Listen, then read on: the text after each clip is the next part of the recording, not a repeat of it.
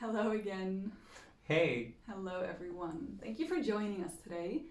Welcome to the Mystical Wheel, where we are on a journey exploring the zodiac, exploring the astrological signs and symbols, and discovering what the archetypes hold within, what they express, how they express through us.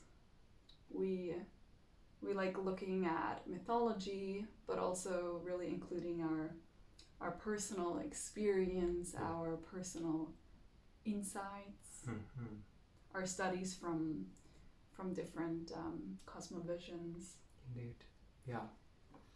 Yeah, looking into the experience of being alive today, right now. So my name is Jenny. And my name is Federico. And we're both astrologers and students of life, students of the esoteric sciences, the deeper hidden wisdom.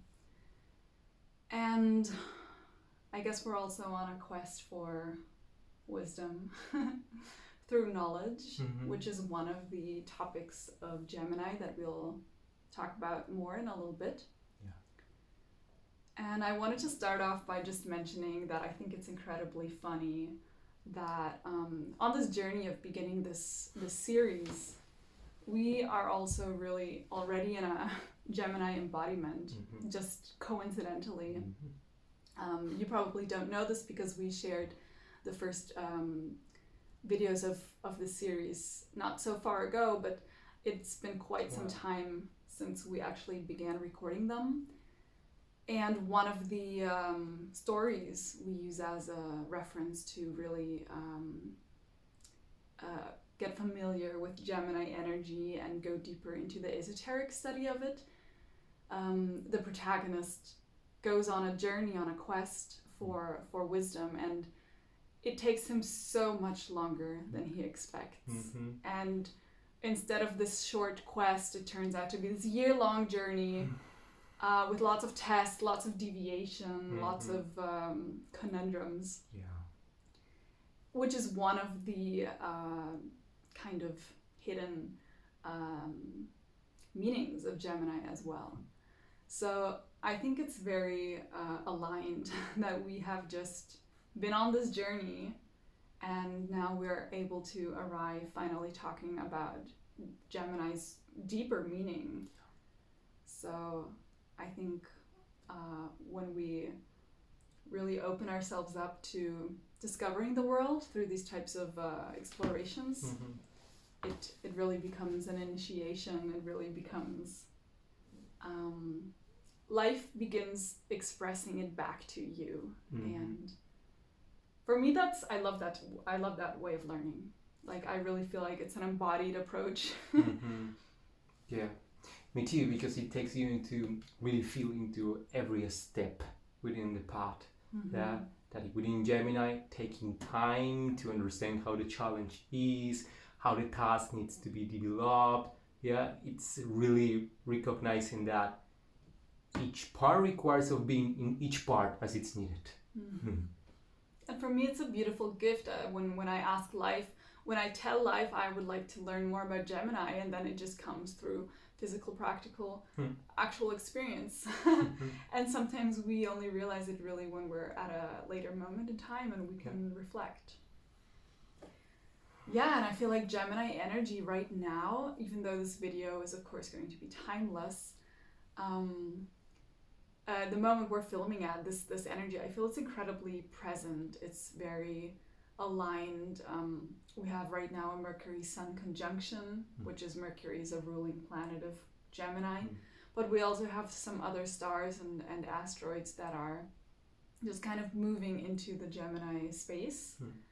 And I think we've both been really feeling that Gemini, even though the Sun is already in Cancer right now, Gemini is really, really present.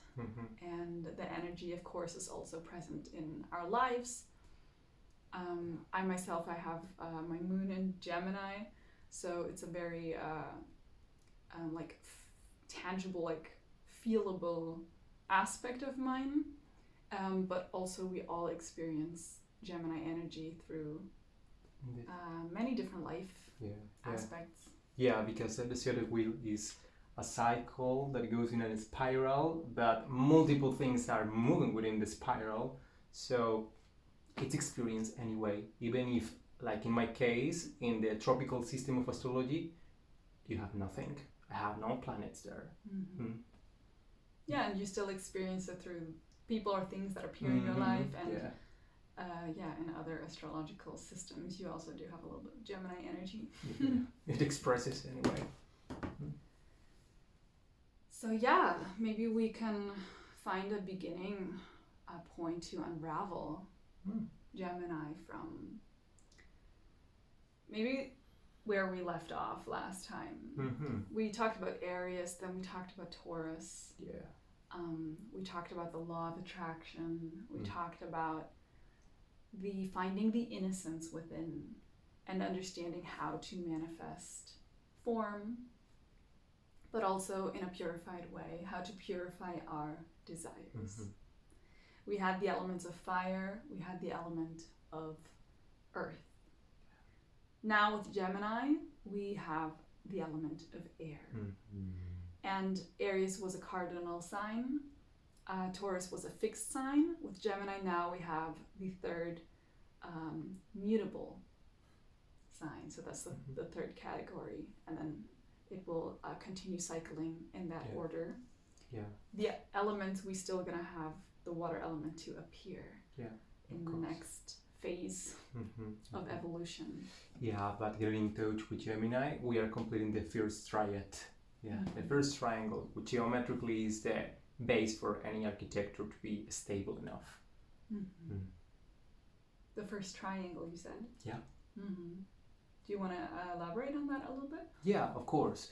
We got 12 signs within most of the astrological systems, and therefore we got four triangles composed of 3 signs. The first one, Aries, we start from the beginning, is a cardinal sign. Then we got a fixed sign, which is Taurus, and then we go with Gemini, which is mutable. And then we continue with Cancer, that becomes again a cardinal sign. Meaning that we just go here on the planet Earth in starting a new season. With Aries, start here in the North Hemisphere, the spring, and then after Gemini, we start with the summer, which is Cancer. So it comes like that in triads. So Gemini energy is a mutable energy. What that means is it's kind of the energy that is not fixed anymore, but it's also not just the beginning. It's like not the beginning yet. It's more like the end of something that is kind of preparing for change. And it's the continuity and sudden change of something that has been established, which is the fixed energy of Taurus. That first sparkle that came from Aries. So with that mutability, I feel Gemini energy, or all mutable signs, has a very big adaptability, like a very big quality of being able to adapt to situations, kind of always being like on the edge, ready for change. Which also brings in this ability that I feel Gemini has, which is being very quick. Like quick to notice things. It's kind of like when you're sleeping, but you're sleeping outside and you're not really so protected, so your sleep isn't that deep, and you're like kind of waking up at every noise. You're like always a little bit alert. That's kind of the Gemini energy, how I perceive it. It goes deep into things, and it requires of your own sense of timing. Any other way, if it's not within its time, it looks like things are not really being seen, because then suddenly they are just gone. So to be said, Gemini has its own sense of time. Its own sense of time. Yeah, I guess so. I mean, now I'm going into like my personal Gemini experience, but for me, definitely time perception can be very radically differing, like from moment to moment. Like it can seem like the day is never ending in both like an uncomfortable way and in an exciting way, where I feel like I have all the time in the world to do something, and then suddenly I feel this urgency and this like, oh no, time is running so fast. And can also be the other way around, like the day just won't end, and then all of a sudden it's like, oh no, Yeah. the day has ended already. Or in a conversation, you feel like, oh my god, I enjoy it, and it just over. It's just like just 2 minutes in the conference, it's over. But then if it's not so enjoyable, oh my god, this is taking so long. I just have to keep waiting. I need to really understand this, and I have to sit with it. Maybe we can get all like start more with the like classical categorizations of Gemini. We can get them out of the way so that then we can dive more into our personal experience. But for people who are watching, listening, that are not so familiar yet with the signs, we just already said that it is a mutable sign. We also said that it's the end of spring, the season, and it's kind of already preparing for summer, for the change. Yeah. It's also an air sign, and that connects typically with the qualities of the mind, right? Of speaking. Air is also something we breathe in, but it's also something that comes out of us when we breathe, when we talk, when we speak, when we sigh. And already here you can kind of tell this mutability, this mutable quality, if you think about the breath and how we inhale, exhale. Like the breath never really stays where it is. It's constantly moving. Yeah. It's not like my hands that are kind of very fixed, always here. It's this constant movement. So it's in constant flux and exchanging also. Yeah. It's also not like cycling around endlessly, but it's like out, in, out, in. It's kind of this dual motion. And that's also something Gemini brings with it. For those who are familiar with the signs, like with the with the little symbols that represent the sign, Gemini has these two pillars and then like the line at the top and the bottom. And it also represents kind of this dual aspect. It represents twins. That's what where the word comes from, Gemini, meaning twins, I think in Latin. And so it also kind of brings this separation with it. At the same time, this togetherness. Yeah. So it's like two different qualities, but that are kind of bound to each other. They need to be in exchange with each other. Is the unity of breathing, because one cannot be with the other for life to keep continuing, but it's so radical different as the sensation of but it has to be together. So radical and so similar can be an expression of Gemini in life, within yourself, within the experience in an ecosystem, of animals, insects. They can be sharing like the same food to be said, but the way to approach to the food, the way to listen to the environment is different, but at the same time pretty similar, because it requires of sensing, requires of being connected with the air.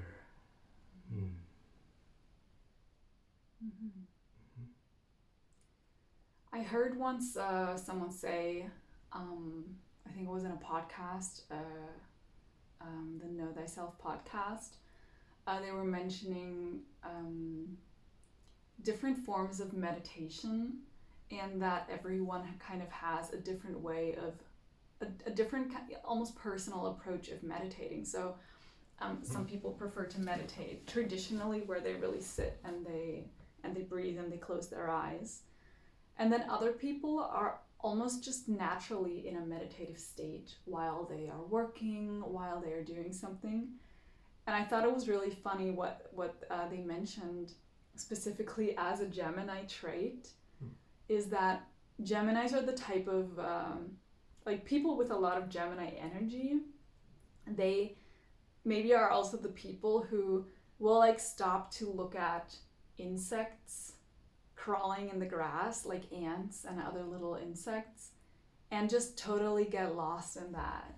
But in the type of losing yourself where you just feel like, wow, life. And you just feel this kind of divine connection to something that is bigger than yourself by focusing on something that is really smaller, like focusing on the little details. Gemini needs to communicate to itself and to the world what experience is. To give it a symbol, a word. Yeah, and I thought it was funny also because that is 100% my personal experience. Like that is really something that even calms me to the point that I'm consciously aware of this, and I consciously choose to do this sometimes when I feel anxiety emerging. I will go outside and just watch ants moving, or going to the tree and just observing the bark. And all of a sudden it's like a whole world. There are little tiny things walking and little tiny plants on the bark that you only see if you get really, really, really close. And then somehow that just like takes my mind away from like the big vast complexity of life. It gives me something manageable to focus my mind on. Exactly, which is a trait, because Gemini is the mental realm. Let's just put this image. This is a Gemini expression. If a tree falls, but no one sees the tree falling, did the tree really fall? That's a really Gemini conundrum. Because I just need to really tell, like. I mean, that depends. Like if like I didn't see it, but there are lots of other things living in the forest. Then I'm sure it still existed. But like if nothing was there, then where even was the tree? It's a mental realm. Did the tree even exist without like anything there to perceive it in the first place? Okay, I'm just trying to avoid the camera falling over.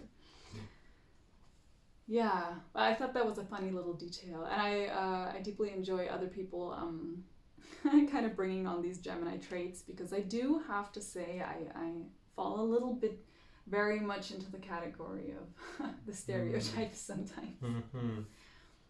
Nevertheless, I just want to emphasize that whatever qualities of a zodiac sign we are speaking about, all of these, first of all, their energies in life, they are literally everywhere. And you're really good at explaining this. Maybe in a moment you can bring some examples of ways in which Gemini energy is just something appearing in life.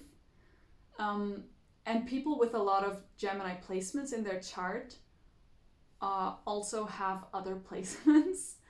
And people who don't have planets in Gemini in their chart also still have Gemini energy. This is just universal energy. It's just sometimes we just focus on different things in life, or we have like different appetites or preferred ways of existing.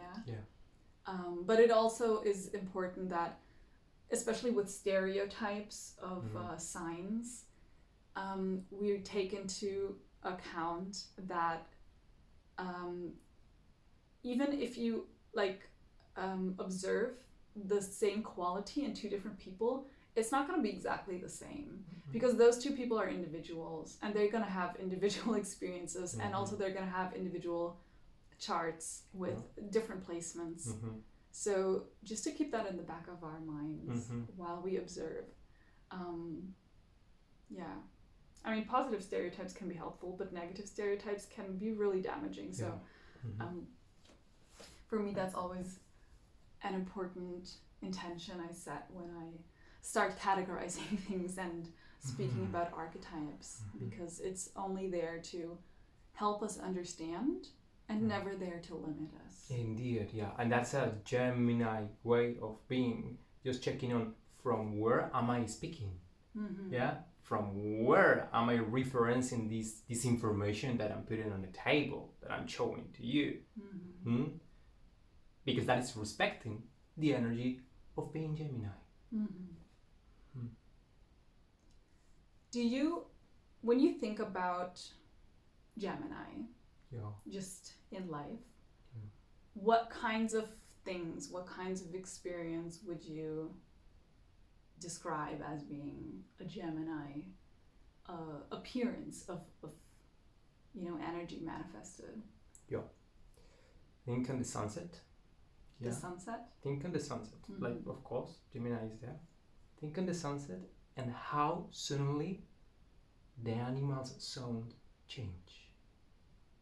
The insects just switch their melody. Some birds start to appear. Yeah. Some other insects start to fly around as well. Yeah. Different codes are entering into the environment. The atmosphere is changing because there are elements that are modifying the way in which we are experiencing the moment. Little elements like that. Yeah. The bird is starting to sing. It's communicating. I am here. It's sunset time.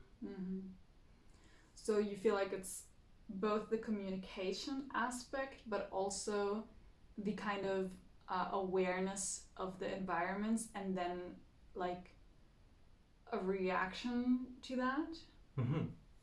Yeah, of course, because we... Or maybe interaction is a better word. Yeah. Indeed. Gemini needs to go and experience the world so we can provide with something else to people to understand how the world is.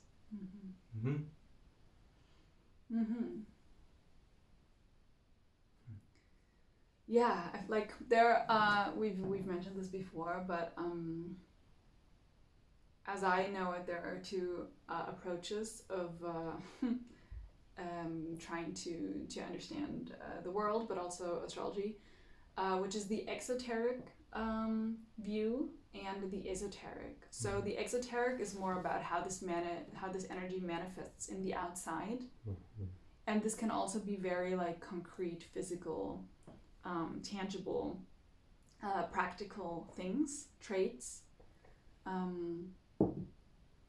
And then we have the esoteric astrology, which is more concerned about the soul stage, the soul level, the soul feeling, and more about kind of the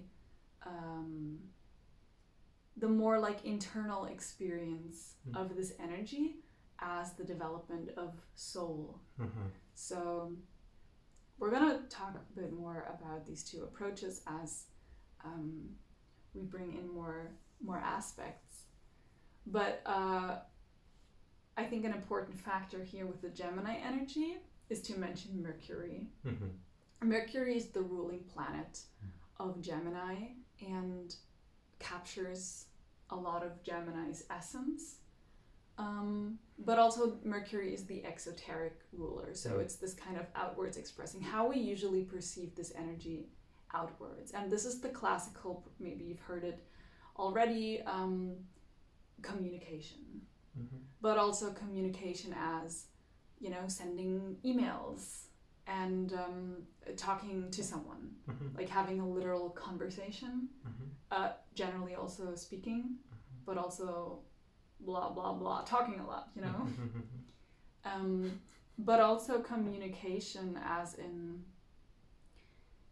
like the media, portals of communication, the whole digital world, even the internet kind of being this Mercurian road, pathway. And how that manifests inside of the body, for example, is our internal communication. So this is the whole system of communication that our body uses, including the nervous system. For me, it's also connected with that, of course, you know, the chemical reactions that happen, but not so much the reaction itself, more like the triggering of the reaction, like the messenger RNA and the I'm not a chemist, but you know, the diastole and the systole in the heart, that goes to here or receives. So the moment in which the body is like communicating, like, hey, do this, do that, like start sweating now, you close your eyes, now you take breath, things like that. So how we can tell that the cells that are moving within the body are little expressions of Mercury. We have a lot of Mercuries moving inside of the body, just taking the message. Yeah, and I feel like an interesting thing that comes up here for me is this language of the body, but also this language externally. You know, communication is not just sending emails, it's also body language picked up by another person. It's also the conversations you overhear when you're just walking on the street. You don't even want to hear them, but they're just there. It's also all of the energetic information that is constantly being sent that you don't see and you don't hear, but on a different level of more like subtle energy, we still perceive that. That to me is also Gemini communication. And what's interesting is that, for example, with the body and the systems and how we communicate, some of that, like to an extent, we can consciously do that. We can consciously control it. And then there's another part that just happens automatically. And even if we wanted to, we can't consciously influence. I think about the digestive system. Like, I can't tell my body to stop digesting, to like digest differently. I mean, on a certain level, I can change my thought patterns, but like, I don't do it in the same conscious way as I can take a conscious breath. And with breathing, it's similar. Breathing is sometimes called like the bridge between the worlds, because you can both consciously do it, but also if you don't consciously breathe, you'll still continue breathing. In fact, you need to continue breathing to stay alive. And that's why breath, having both of those qualities, is like the bridge between two worlds. Our conscious, our subconscious, our active, our like automatic. And to me, Gemini also is containing this idea of two opposite things together that that show themselves in even the symbol of Gemini, that is like the twins, and one of the twins is mortal, the other twin is immortal. We're talking about Castor and Pollux through Western astrology. Or also the messenger that travels between the upper world, the underworld, and brings things back and forth. So Gemini to me has this quality that is in betweenness. It's in between. And in that realm in between, it's like the magic doorway. So Gemini for me is also like the portal to the realms, you know? It's like the bridge, it's the portal, it's the door, it's the road to communicate between the heavens and the earth, between the conscious and the subconscious. It's the one who takes the seed to another place for it to sprout. It's the pollinizer.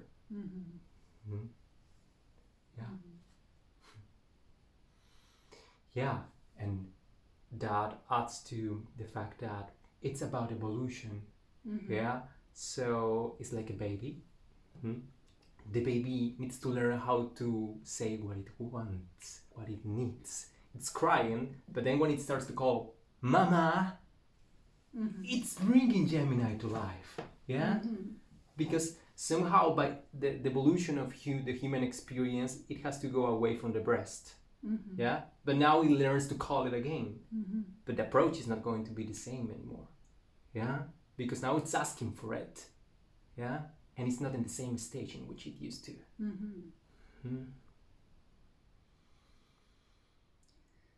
Yeah, I think another main factor of Gemini energy is evolution. Yep. It's about that evolving, that finding a deeper meaning, but also evolving past the obvious. I think that's something really primordial for Gemini. Yeah. So if we want to get into more Gemini stereotypes, for example, one way that this quality shows is a lot of people say that Geminis are deceptive, that they are also tricksters, jokers, also by Mercury being equivalent to Hermes, who's the messenger of Greek in Greek mythology. And he's not only the messenger between the worlds, but he's also kind of this trickster figure that just sometimes takes part in deceiving, sometimes for good, but also sometimes for pure fun, I guess. It has the power to modify the message. Yeah. Yeah, and that's what comes with the power of communication. Also comes the power to alter communication, to change the information and to deceive, to be deceptive. And I feel like that's one perspective to look at that is from this negative place where it's something bad, but just the quality in itself can also have a beautiful potential of changing something for the better. Like walking into a room, there's conversations going on, and this Gemini energy is just this awareness suddenly of what is happening, but also the awareness of what you could say to shift that, what you could say to bring awareness to something that is maybe more important or bigger than life, or that will just change the emotions, the conversation. Yeah, kind of like that, being the communicator, being the messenger to people's emotional centers. And therefore kind of changing and creating a more positive environment, a more positive communication, creating positive change. And that's also deception. Self-deception is also a tool that can be used to make your life better and change bad habits. And get rid of addictions. So that's a beautiful quality. It's just all of the signs have aspects, and they can always be misused or used well. Yeah, indeed. Is the duality of the significant and the significance. Yeah, a map is not the same thing than the territory. Yeah, it has to be experienced. Any other way, it's going to be just a blueprint in which we cannot really tell what is the juice, what is the fruit that the trees are giving in this land. We have to say, the frame has contrast, and I can tell why. And that's what Gemini makes. It provides outlines. Yeah, there are the experience of having a brother or a sister. Yeah, it is the one that is really allowing you to understand how is to be part of a family. Yeah, how is to interact with my mother or with my father, when I can tell that my sister or my brother, they have a different relation. They are bringing an outline. And that's what allows us to recognize where we actually are, because we have a contrast that is, again, so obvious that we cannot look at the other side. Because anyway, we have to interact. That's Gemini. Yeah, I think contrast is a good point. This contrast that is necessary to even acknowledge something. I guess it's kind of You can't acknowledge light as something beautiful if you don't know darkness, or also the other way around if you prefer darkness. But also, yeah, this like emotional contrast that we experience, and I guess even just life itself, like that we acknowledge life, but we also love it because we are alive and we're not dead right now. But maybe we wouldn't think the same way about life if we wouldn't ever die.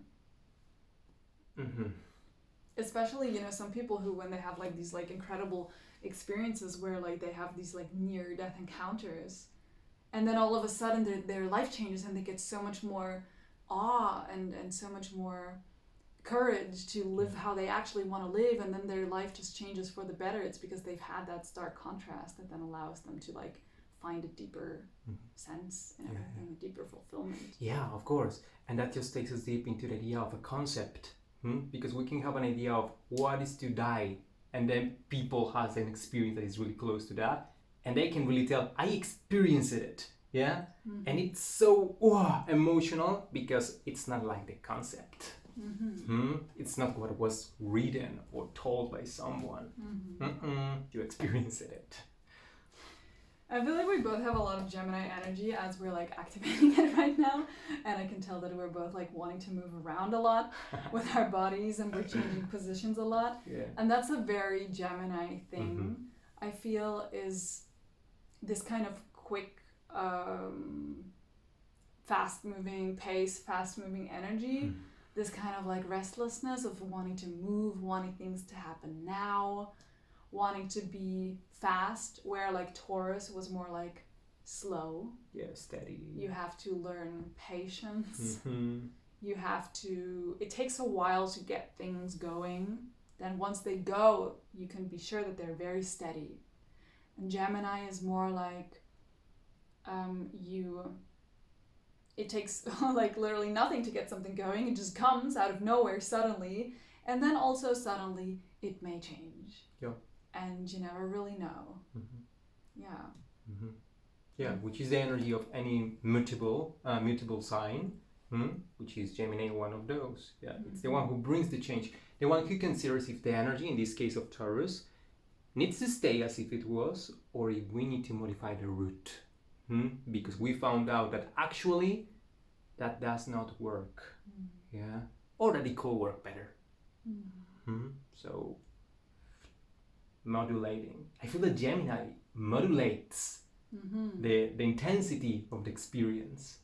Like when we consider more information, more reference, when we listen to someone idea, we're modulating the experience that we have, because we're allowing what comes from Taurus before, that is that giving, receiving, to now be modified by a different experience. I feel like modulating and regulating are good terms to describe the esoteric teaching that Gemini contains. When you think about Taurus being the last step of like the previous phase, being more about understanding how to purify your desires of what you want to attract, and then Gemini in the next phase of evolution of the soul, it's then the teaching or the realization of how those things actually are manifesting. So this feedback that you get from your actual reality, you get a feedback to, that was the initial seed that I had planted through my mental state, through the air element, and vice versa. Initially setting an intention for something in your mind, in your air space, working with the air element, and then watching how it then appears in the earth realm, and also later in the water, because then that's your emotional reflection of it. But Gemini being this energy that allows us to understand how are things actually related to each other, not only just people, not only just how am I related to my brothers and sisters, but how is life responding to me? Yeah. How are my thoughts and my actions relating to the life that I have created? The life that is around me.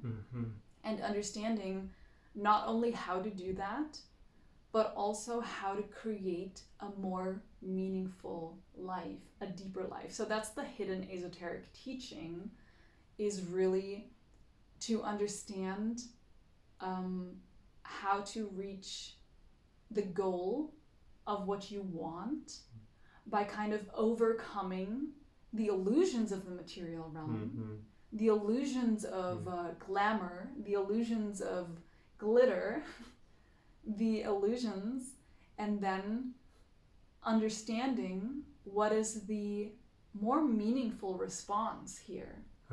What would be the better thing to do? What would be the thing that actually creates more value in my experience? And when we connect to that, we can dissolve those illusions, and therefore we receive the goal of what we were longing after, which is fulfillment. Fulfillment, support, joy, whatever it is that we're searching, yearning after. And Gemini, within anything that may be conceived as information, is already having a duality that goes beyond the idea that it contains itself, because Gemini has in front Sagittarius, and Sagittarius is that goal, that possibility that goes beyond what is being even considered. So that just takes us into the fact that Gemini contains its opposite within itself, but also in any kind of interaction that it's outside. So Gemini is also accompanied, is with someone all the time, because it requires of someone else, to be, again, of that outline that allows to say, this is my idea, this is my thought, this is my interest, and no, I'm not interested in that. And then using that was more kind of the exoteric approach. You're always being with someone and really esoterically, internally understanding that someone that you're always with is yourself, right? It's the spiritual self that is always with the physical self. It's the subconscious that is always with the conscious, or the other way around. It's the conscious that is always with the subconscious. And really understanding that goal that we want to fulfill is not only specific things like what I just mentioned, joy or fulfillment, but the actual goal, probably for many of us, is we want to reach the ability to create, that which we want. And so that goal achieving is when we understand how that communication works, we understand how our nervous system works, we understand how our brain structures work, how reality manifests, we understand how life and the divine respond to us, how like the spiritual and the earthly realms are relating. And when we understand that, that's when we have then the joy of union, because we can unify that, and through that unification we can feel a bigger, more whole version of ourselves emerging. And I think that is for many of us probably the biggest gift. But also I think that's something that naturally humans are striving after. And what Gemini energy enables us to do. So by utilizing different Gemini pathways, we can tap into that. We can understand the lessons. We can utilize that to grow, to develop ourselves. Gemini is the transport in between. Is the route that we have to move through to go from A to B. Whatever it is. Like we think of, we're studying mathematics. The formula is Gemini. To resolve a problem, the formula is Gemini. Because what is a formula? A formula is usually a written down concept of how different factors are in relation to each other, right? You have like usually something on one side equals something on the other side. It speaks about proportions. It speaks about relations. This is the same as the other to the power of 2, yeah? Or this is the same as that other thing subtracted by this third concept. So really understanding ratios, understanding proportions. Yeah. And by understanding that, then you can apply it. Yeah, formula is a great, great concept. It's the perfect expression of Gemini, because it's going to allow you to know if it works or if it's not the one that should be applied. Yeah, and a formula is anything. You know, a formula is not just a mathematical formula, but Yeah. the formula of on what are the factors that make your day great. Exactly. You know, and then having a formula for yourself is okay. Well, I need this many hours of, task A. I need at least this many like liters of fluids to drink. Yeah. I need at least this many like minutes of silence. Whatever it is that comes up for you, and understanding the ratios of that. Indeed. Understanding how it influences and impacts you and your ability to communicate with yourself, and therefore express in life what your soul desire is. Of course. And that this idea that you may have on what is required needs of an outcome, needs of a representation, to recognize if it actually can be applied. So again, it's experience.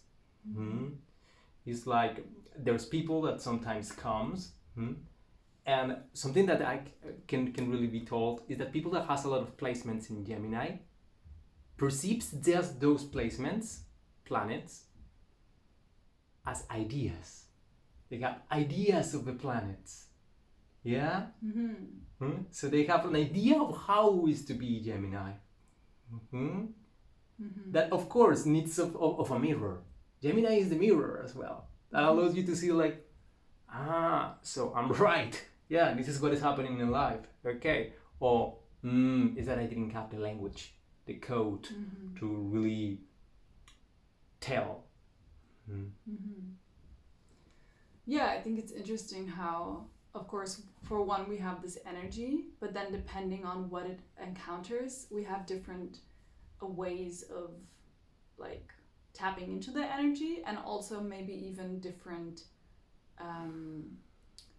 like focal points of how that energy then is perceived through us. For example, it's probably very different if you have a moon in Gemini than if you have like the sun in Gemini, or if you have Saturn in Gemini. Yeah, completely different. Because they will each like pick out their probably favorite part or their least favorite part of Gemini, and they will also filter that energy through their own bodies, so through their own judgments, through their own ways, through their own availabilities and tools. Yeah, and that takes us into the language. How do we represent what we believe on? Because that language is gonna actually to recreate a behavior. It's going to recreate the way in which things are perceived. It's gonna create an interaction. So Gemini is the interaction that allows the language to be proportional to what actually I want to represent, but also it is the outcome that may come because I'm using it. Yeah. So Gemini is very much about opposites also for me, from how I understand it, how I experience it. And also can be those like extreme back and forth. Because of course all of this esoteric understanding is not always like, we're not always grasping it at the full capacity, but sometimes it also just shows up in life as being two extremes and jumping back and forth between two seemingly very contradictory things, or very bipolar things, or very like I can't decide. You know, this typical conundrum of the classic I can't make a decision Gemini persona. Which may be true because there's just an access point to really understanding both worlds, to really understanding both sides, both effects, both consequences, and having also a kind of objectivity with that. I remember you mentioned once that Gemini is not so emotional, but more objective. And I agree with that in the sense that I feel like there is this objectivity that is just from a place of observation. But that doesn't mean Gemini energy doesn't have anything to do with emotions, because emotions are also communication. Emotions are what are feeding ideas. And they're triggered through communication of your chemical systems, of conversational systems, of, you know, all of those. And they're also communicating something to yourself when you're experiencing. They're communicating what you want, what you need, how you feel, what your boundaries are. They're literally speaking, like they're information. They're just packaged up as emotion for your receptors to unravel. Yeah, there's a whole formula for the emotion to be the emotion that is being felt. Yeah, of course. Yeah. We can just like go even more esoteric, but in our daily life. Yeah, let's think of a bridge that unites two cities, and each city has a different industry, has a different center of business. Yeah, therefore the transport from city to city, even if it's from the same city to the same city, is going to be different. Because the movement within one city is not the same one than the other one. So it may take you longer to go from A to B than to B to A, even if they are the same points. Why? Because things are not happening the same way there than here. Yeah, like a concept is not going to be conceived the same way. There are some place in South Asia, than in some place in South America. Why? Because experience is just a different mix of elements. So there we come back to the classical Gemini quality of adaptability. Indeed. Which is also expressing itself as the ability to adapt to a situation, to kind of shape-shift, in the same sense that Hermes in the story was told to show up in a different body, show up seeming as a different person, or wearing a costume, or just not, recognizable. That's describing the Gemini quality of being able to enter a space and perceive that something needs to change. That is adaptability. It's this energy that emerges from the soul, realizing, wow, I have this realization, I have this perception, therefore we need change. And on the soul level, that isn't then an internal change, but in just daily interactions, that is also entering a room and realizing, I need to have a little bit of a different presence in this space. I need to maybe talk about this subject rather than that subject, or maybe I need to be a little bit more joyful, or tone my excitement down a little bit, or those types of things. And I feel like people with a lot of Gemini placements have a very strong ability to just quickly, it's also about fast, quickly and cleverly being able to maneuver such moments, such energies, really feeling and having also that quick and intuitive communication with themselves to be able to adapt. Because some energies and some people, with a lot of different energies, they might perceive all of this, yet not do anything about it. So Gemini energy is also not just the awareness of change, but also then the going into the change. Yeah, this is something that everyone has in Gemini. Everyone. You're gonna take a photo with your phone.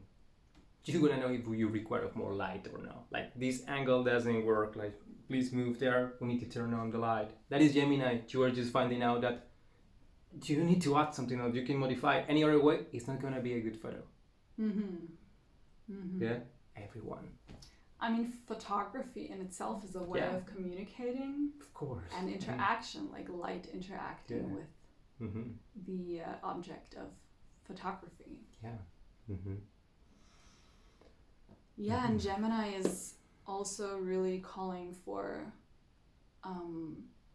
dancing and making the most of both of the extremes.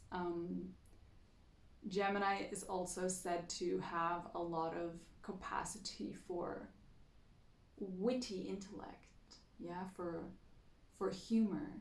And I think that's because the more we understand the seriousness of a subject, with Gemini energy, we're also able to understand the other side of it, which is complete nonsense. It's like taking life so seriously and then also being like, actually none of it matters at all. Or being able to understand something so well that you can be very light about it. You know, you can share it with ease. You can share it in a way that is almost airy in its quality. So being able to speak well, explain well, being able to explain in a way that is captivating and interesting and funny, and a lot of Gemini energy comes also with that quality of being interesting, I think, kind of arousing curiosity. The same way that when you receive communication, initially we're interested, initially we're curious, we're like, what is this? I want to know. I want to open this email. I want to open the letter. I want to send the letter. I want to hear what they're saying. Yeah. And with Gemini, it's always require something to recognize that there is a difference in point of views.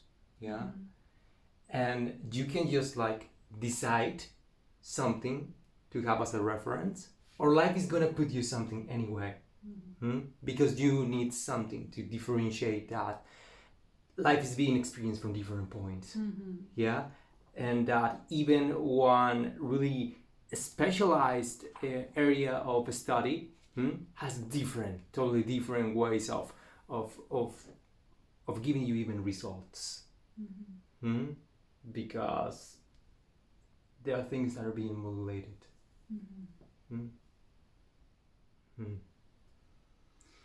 Yeah, one thing that Gemini definitely also brings with its quality of communication is the quality of really communicating and thriving in communication. So Gemini obviously wants to say a lot about itself. As maybe we can notice this also because the amount of information Gemini, I feel, is bringing through our bodies right now is just like one after the other.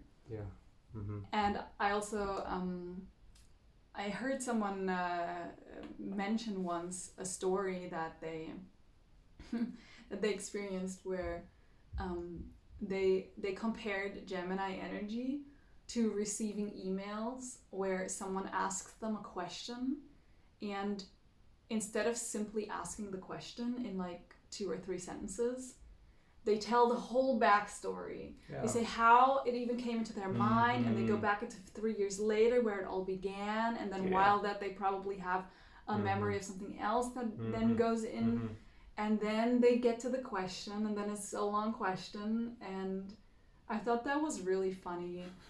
And I also just want to say that I notice this about myself all the time. When I try to just quickly share something, I tend to go like way back and share the whole process of how this information was retrieved. Like, why I'm asking this question. Yeah. Like really wanting to understand it at a deeper level and bring that understanding like out into the light. Conceive the idea of how emotional can be Gemini, that if we want to really tell, we want to be understood, we're gonna get really excited and intense, the things to be explained. Like I just have an idea, and for me it's just such an amazing idea that I want to use all of the communicative resources that I have. And one of those resources may be time. Because I want to be clear. Like, do you catch how amazing is what I'm just thinking on? I'm gonna take the time that I need.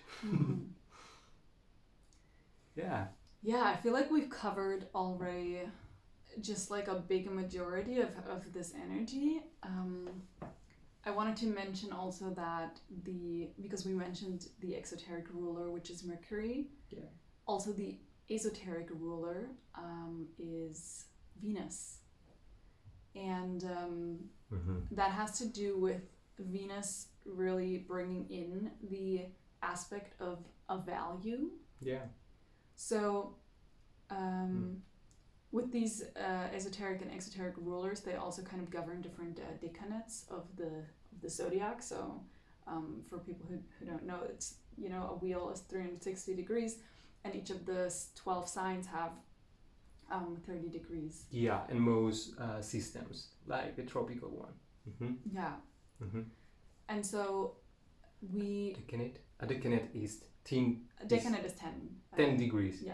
So from how I learned it, the first decanate is ruled by Mercury, by the exoteric ruler. The second decanate is ruled by Venus, the esoteric ruler, which brings in the quality of value. And then also the third decanate is ruled by Saturn, which I think is interesting because maybe we wouldn't expect that, but in a way Saturn, even kind of like a polar opposite to what we think of Gemini, being like fun and clever and witty and a trickster, and Saturn being like stern and but maybe also that's what's needed, and maybe even makes sense that Mercury's at one end of the spectrum, like the beginning of the sign. Saturn's sitting at the end of the sign as like the polar opposite, with the heart space in the middle, with Venus in the middle being like that connection. And that the objective, the aim of Gemini energy in our soul forming is this unification process of the body, of the mind, and the soul, or of the intellect, the spirit, and the will. And Saturn, being one of the rulers of the third decanate, is also the energy of kind of the seriousness, also in a sense of being not being tested, but testing. So the Gemini quality kind of tests itself all the time. It's a constant testing to see if you understand or not. And through that testing, we undergo this process of initiation where we have more and more and more understanding. And through that understanding and applying the knowledge correctly in a way that changes something, we reach wisdom. So it is. So we've covered a lot. I feel like it would be just too big to open up all of the mythologies. There's just one thing I would like to bring up from one of the stories that we've been studying, because it's, first of all, it's one of our favorite ways to study the zodiac, just because it connects so deeply with these more richer, deeper, hidden meanings, at least from my perspective. And that is, for one, the myth of Hercules, these 12 labors of Hercules. And there's a great book written by Alice Bailey in which she really goes into detail about unpacking all of the rich symbolism and the meanings, and like also going into the star systems that are connected, and there's just so many little details. Of course, Mercury also loves to connect with the details, but we also need to balance the Mercury, the Gemini energy with like the bigger... That's what Saturn is there. Yeah, that's why Saturn is here now saying like, okay, you've reached the third decanate. Yeah. We need some structure, and then we also need a boundary. Yeah, but just to quickly give you an idea, there's a story of Hercules in which he goes on a huge journey, and he wants to reach... He's on a quest for the golden apples that kind of represent, you know, the grand prize. They grow on a tree, the nervous system, you know, it's all of the symbolism. They're guarded by a many-headed dragon and guarded by 3 maidens and things like that. And instead of just understanding where to go directly, he has to go in all directions, like north, south, east, west. And he has many challenges on the way. He has like a teacher that is a false teacher.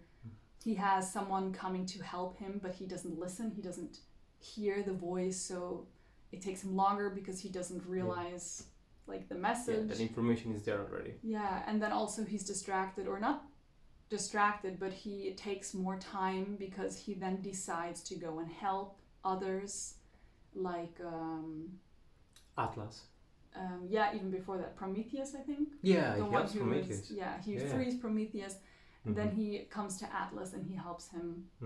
And that is kind of the pinnacle of the story when he arrives at Atlas, and Atlas is carrying the weight of the world, and for him he has so much empathy that for the first time in the story he completely forgets his original quest. And that is the moment in which there's this deeper understanding where you kind of bypass or you overcome this like spiritual selfishness and this like me-oriented, I want to reach my goal type of feeling. And instead you go into service and you go into helping and you go into offering yourself to a bigger, greater cause. And that is actually then what is like him succeeding. So then he's rewarded. And instead of having to fight the dragon, the apples are just given to him. And there are the 3 maidens that represent different aspects also of the personality, of our body, of our consciousness. Soul. Yeah, and they then gift him more apples even. And what they emphasize is that the path to them is by deeds of love, is by acts of service, and that you need to be on the path, that you need to go, you need to move, and you need to do those things. And that for me is a beautiful takeaway and a beautiful understanding, because I also feel the same way when we are in communication with the self. We experience how potent that is. When we take that communication and we then bring it into the communication, we merge it with the communication with even the bigger self. That is the collective self, the deeper self, the spiritual, you know, connectedness, the higher self. Then we find even more potent reactions of life. When we understand how to be in service to life, how to be in service to love, how to be in service to the qualities that we choose to embody, suddenly our reality is really strongly reacting to that, because it is connected. And I think that for me is one of the biggest secret understandings of what Gemini energy really teaches our soul, why we have Gemini energy as one of the energies in the zodiac. And if we think about what comes after Cancer, that's the moment where we can bring that in, and we can build a home. We can really be in our interior self. We can nurture ourselves because we understand how to communicate in that way. Yeah, we come from a place in which we needed to understand how to keep moving, and then we just reach that point in which we want to go back home. And coming back home is also finding that the ones who are coming back home are not the same. They're not the same ones that they used to be. Yeah. So it's going beyond the concept, beyond the idea, and actually coming back into Cancer. That now is that full emotion. Yeah. An emotion that is connected with coming from somewhere. Yeah. Which is the root of the zodiac wheel. Yeah. The connection between Gemini and Cancer is the I see. And the I see, that line is the origin, from where you come from. Yeah. From where? From the understanding of the experience. Yeah. From deciding to return home, transformed.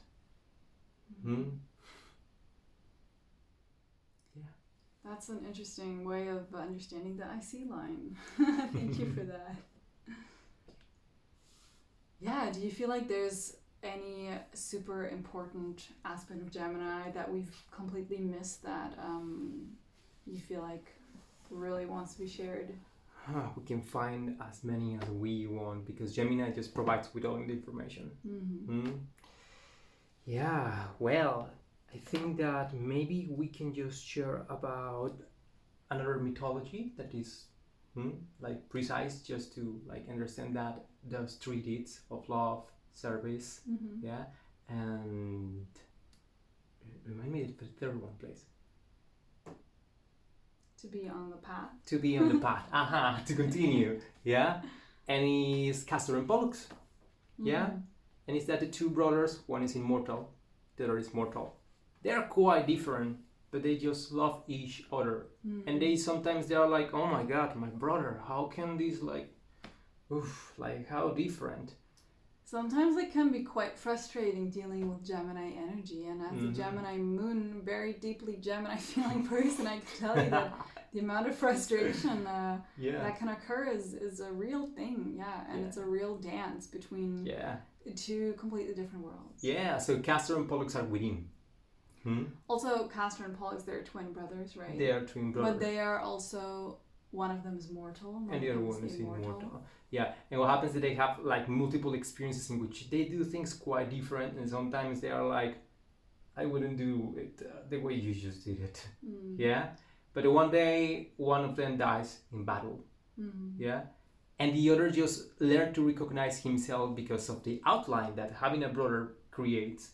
That Castor just asks Zeus to kill him because he just wants to go with his brother. So he doesn't want to exist without the other? Yeah, because he just realizes that there is not a clear outline to be. There isn't a mirror that allows him to recognize as one interacting with another one, and that is unity. Yeah, so Zeus says like, all right, so just sends a lightning and just stops being a human experience and goes up with his brother into the stars and becomes the constellations of Castor and Pollux. Yeah, the stars. Which one was the one that was it, Castor or Pollux who died first? Do you remember? The one that died first, if I'm not wrong, is Pollux. Okay, so Pollux is the mortal one. Okay, and the immortal one then doesn't want to stay alone. Yeah. And that just can take us even deeper because it's the experience of that dark side, like the dark brother, the dark sister, that just allows us to see that we are not that, but we can differentiate who we are because we got that mirror. So it's becoming a teacher. It's interesting. I'm just reminded of like other stories in which there are like 2 siblings, and you know, like Romulus and Remus, or like Cain and Abel, or like I'm sure there are many stories more where there are 2 siblings, but then like one of them kind of needs to die. And I guess that's also connected with this idea of when you go into service to something of your values, usually another quality of you needs to die. But also really what we can learn is that both thrive the best when they're actually in union with each other. And we need, like, the spiritual self needs this earthly self to exist here. And this body and this ego and this, you know, primal, this animal self is something that wants to be connected and in communication with this higher part of ourselves. But ultimately, in order to also be able to surrender that part of the self for a higher cause, for a bigger fulfillment, for a greater deep. Yeah. Thank you. Yeah. Thank you. So yeah, I mean, do you have anything else, or I feel like we're very fully packed already. We're on the path, that's why. We're on the path, yeah. And we're moving towards Cancer, the sign of Cancer. And so, yeah, it's all a story. It's never just one isolated point, though it's always part of a cycle, and that cycle is always moving. Yeah. And there are cycles within cycles, so we experience this energy simultaneously with other energies, of course. Next time we meet here, we will then be diving into the sign of Cancer. Stick around if you want to know more. If you missed the other 2 episodes, you can find them here on the channel. We'll put everything that you need, like information. We'll link it below so that you can find us.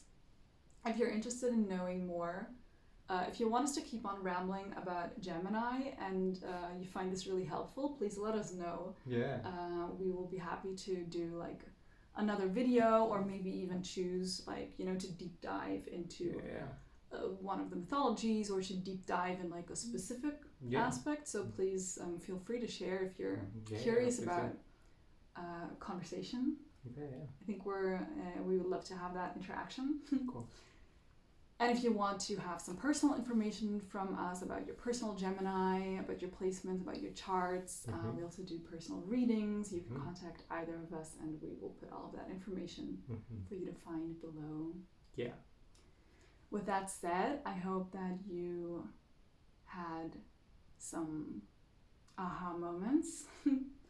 And I hope that, this information will help you in your life somehow, that it will help you understand how to maneuver yourself better and how to create more value in your life. How to get closer to the inner experience. Thank you. Through the outer experience also. The senses. Okay. We had a pleasure. We had a good time. My name is Jenny. And I'm Federico. And we'll see you next time. See you next time. Bye. Ciao.